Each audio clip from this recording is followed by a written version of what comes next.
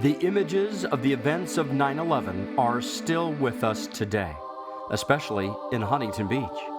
This tragedy formed an incredible strong bond that connects innocent pieces of steel with lives that were taken, lives that were changed, lives that were brought together. The event at the Hyatt was designed to help defray the costs of the more than $250,000 to construct the 9/11 memorial, which is planned for City Hall. The Building to Remember event brought together surviving 9/11 family members.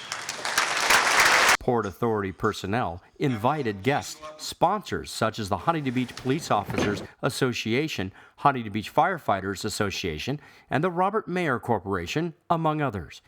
The attendees, the moving tributes of the ceremonies, as well as the fun surrounding the silent and live auctions, were made part of a living friendship that started in New York. And I happened to be working in December of 2001 when a group of 20 or so Huntington Beach police officers appeared at our command post.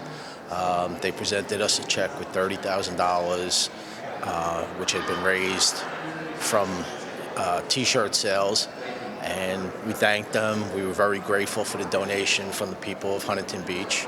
And the next morning, about 6 or 7 of them showed up and said, "Oh, we were told to report to you that you were going to put us to work." As luck would have it, as soon as we got down there, one of the police officers that was assigned to me called me on the radio and said, "Sarge, I think I just found somebody."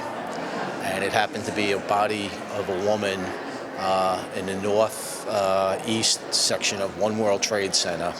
And to their credit, the guys from Huntington Beach got down on their hands and knees, and along with my police officers and myself, spent probably about 2 hours digging this woman out.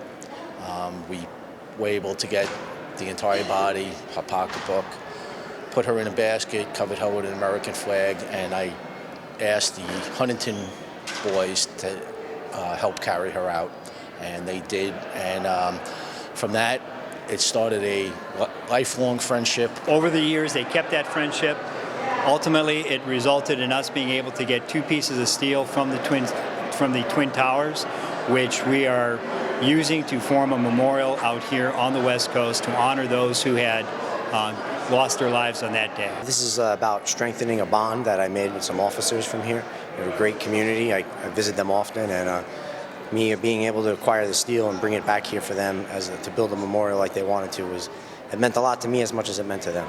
Arlene Howard lost her husband, Port Authority officer George Howard, and says the memorial will serve a purpose. Because some of the people out in the Middle West didn't even realize that this had happened. And being a World War II Navy veteran, the children in school don't even know about Pearl Harbor, so I hope they never forget 9/11. For Huntington Beach officer Brandon Reed, who was part of the recovery team, the goal of having a memorial is worth the journey. For this night, I know we're only about $70,000 into the $250,000 that we need to raise, but I think as the community becomes more aware, this is going to be something that is going to live on forever. It shows that these are the things that we bring to the table as Huntington Beach. It's not just that we're Surf City, we have a big heart, and we really do our best to get out there for the rest of the country as well.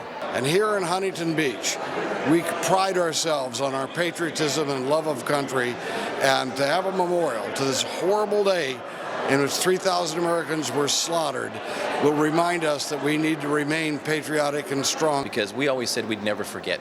And we're really trying to push that. We need to do that in Huntington Beach. We need to remember. We need to remember 9/11. And I'm very proud to have been selected to build this memorial. Thank you very much.